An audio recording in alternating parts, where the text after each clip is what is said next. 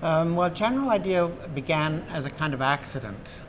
I was living in Toronto, working in an underground theater, and I had a friend, Mimi, and Mimi's boyfriend was visiting from another town. Mimi's boyfriend was named Felix, and we had another friend named Jorge, and Mimi had this idea that we should all live together in a little house that she had found. And so she's the one who talked us into renting a house together. And we, hardly knowing each other, we all agreed, and we moved in. It was a house on a shopping street. So at some point it had been made into a boutique and then back into a house again. And it had a store window right on the street. And none of us were employed. We were all straight out of school, really. We didn't have a job, we didn't have any money, and we were bored. And we began to raid the garbage of the neighboring businesses. So, for example, there was a bookstore, threw out boxes and boxes of nurse romance novels. And we collected everything from the garbage, and we would make fake stores in our window in our house. So we had a fake bookstore selling only nurse romance books for a while. And there was always a little sign on the door that said "back in 5 minutes." So it was and that's how we began. We didn't know we were making art. We were just having fun. Somehow this turned into a project. We began to go everywhere together.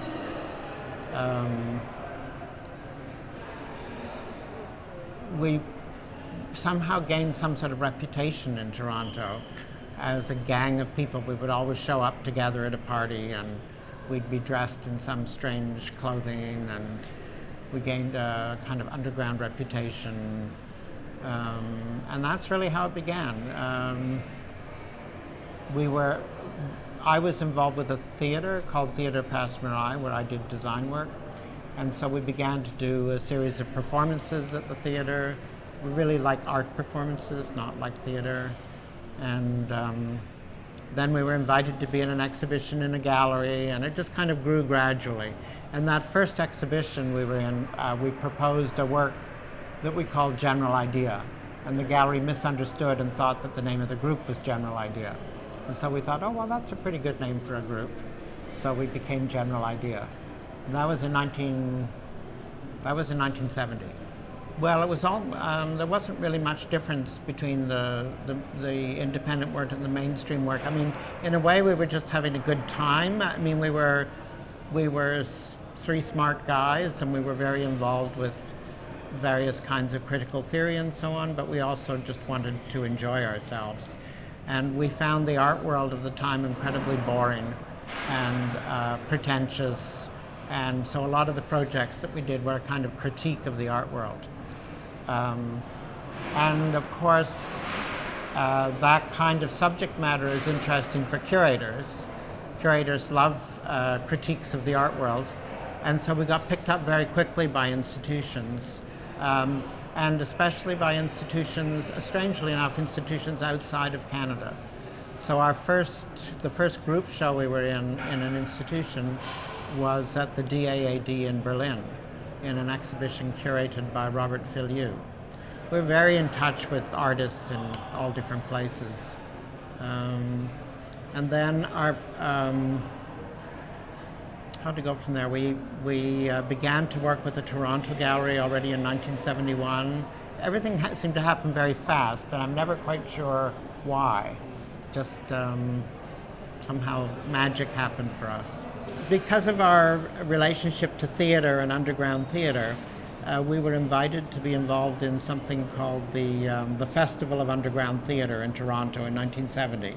And that was an enormous festival of what now are very famous radical theater groups from all over Europe and North America that came together in Toronto. So like the Theater of the Ridiculous or the Coquettes, or many different groups from Eastern Europe, from Western Europe, and from North America. And for that we proposed, we asked to do our project in the lobby, not in the theater, but in the lobby. And part of our project was the 1970 Miss General Idea pageant. And the reason for using a beauty pageant, was that a beauty pageant is in a way a kind of fake event. It's really made for television, it's made for media, and also we saw it as a kind of metaphor for the art world.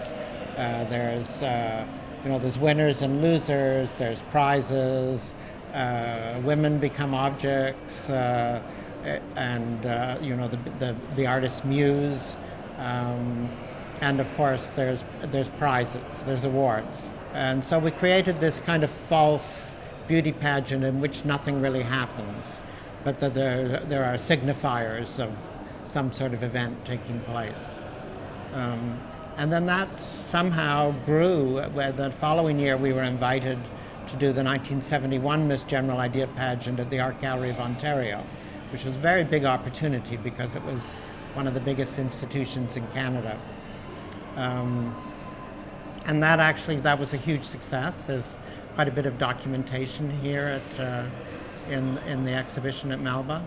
And then we decided that we didn't want to do another beauty pageant until 1984, which was kind of a symbol of the future for us, but obviously an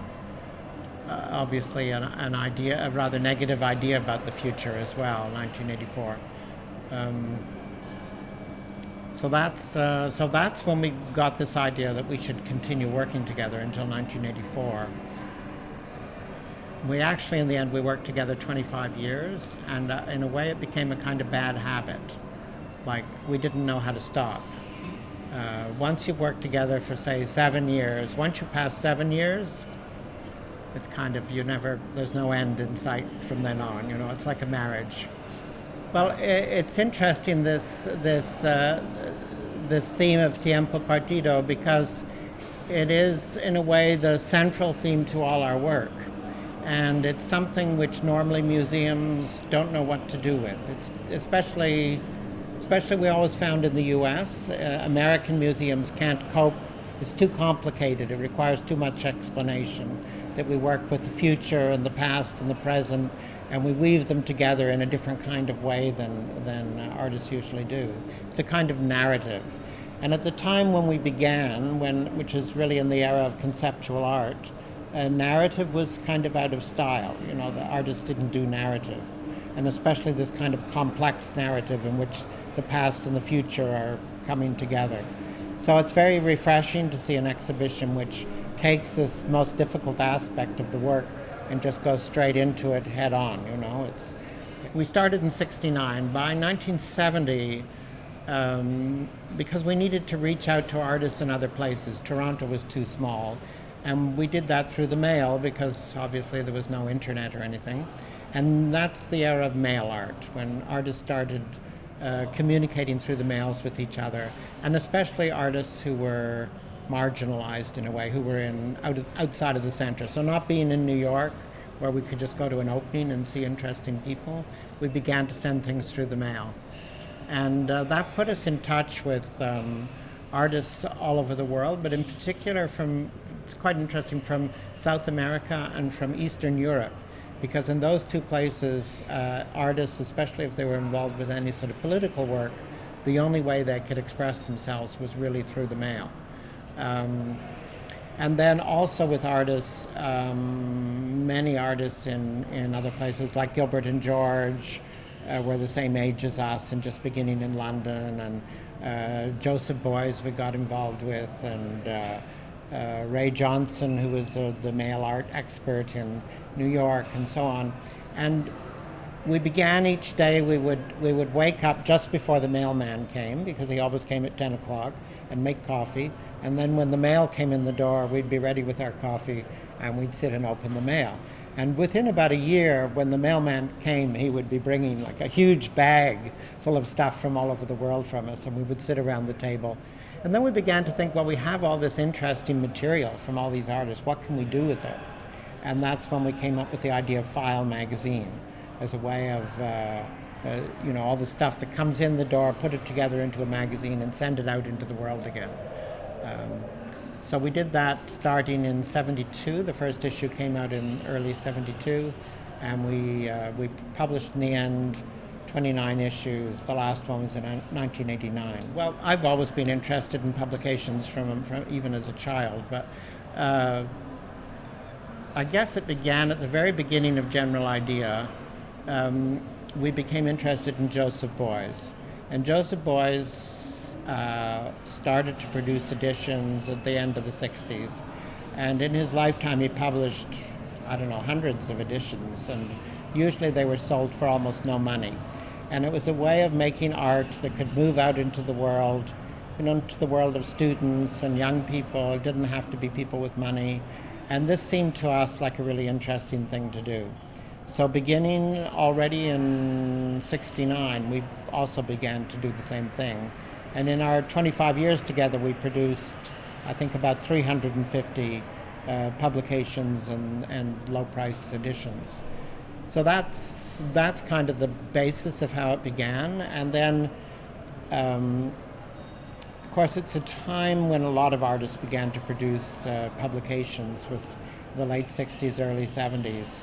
And they would all send them to us. Like somehow we became a central meeting point for these things. And in File magazine, we would do articles about the latest publications we'd receive from artists.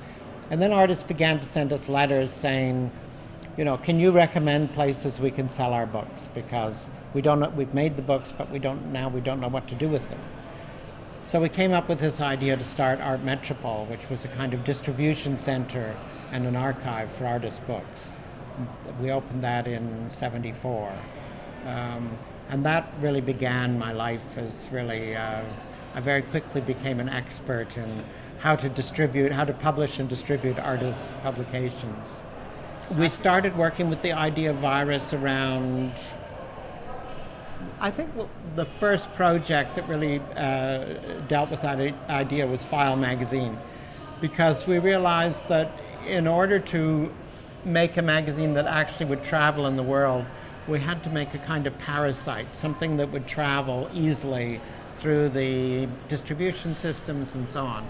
So we made File a kind of replica of Life magazine so that it would feel familiar. It would really be, the content would be completely different, but it could travel as a kind of virus through the normal distribution systems for magazines. And then we did many, many projects with that kind of idea. When we moved to New York in '86, almost the first thing that happened was we were invited to do a project to raise money for the American Foundation for AIDS Research.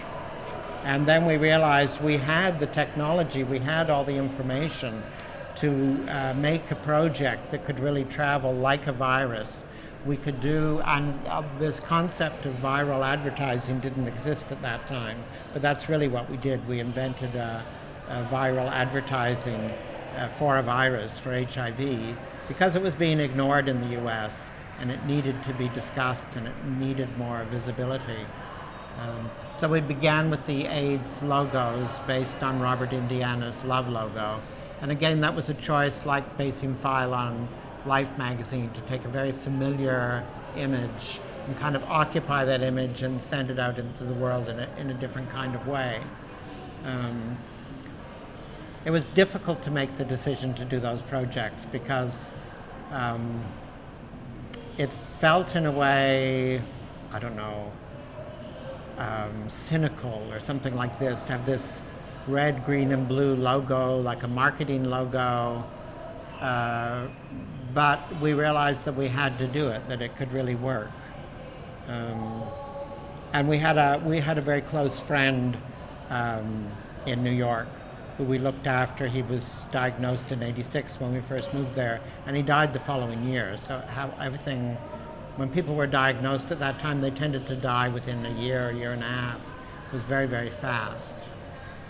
Then in '89, Felix was diagnosed, and then Jorge in 1990. And then our life became full of pills. And that's when we began to work with this form of these pill shapes. In typical General Idea fashion, we took whatever was part of our life and made it into our art. So this piece behind me, 1 year of AZT, actually represents the pills that Felix was taking at the time we made the piece. in 91. He was taking 5 pills a day. And this piece is a calendar for 1 year of all the pills that he was taking. An extremely toxic drug that they later got rid of. But, Fin de Siècle is a weird project. It sort of came out of nowhere. We had an exhibition at the Württembergische Kunstverein in Stuttgart planned, and it had one gallery which is really gigantic. It's like 35 meters by 35 meters with no interior walls, just one huge space. And we weren't quite sure what to do with it. And then Felix woke up one morning and he said, I know this is weird, he said, but I had a dream of a kind of enormous iceberg made of styrofoam and 3 baby white seals. Now the thing about the white seals is they are harp seals, they're Canadian seal. And at that time, Brigitte Bardot was leading a campaign to save the baby seals. Their fur is white only for 2 weeks in the spring, and so they have to be hunted at that time for the fur. And they're so cute, that nobody can bear to see them killed. And in fact, so they were declared as an endangered species almost everywhere in the world except Canada. And in Canada, they were considered to be overpopulated. There were too many of them. And so this image of the 3 seals, in a way, it's an image of the artist as the victim, and the artist as the endangered species, something like this. So it was a kind of self-portrait, this piece.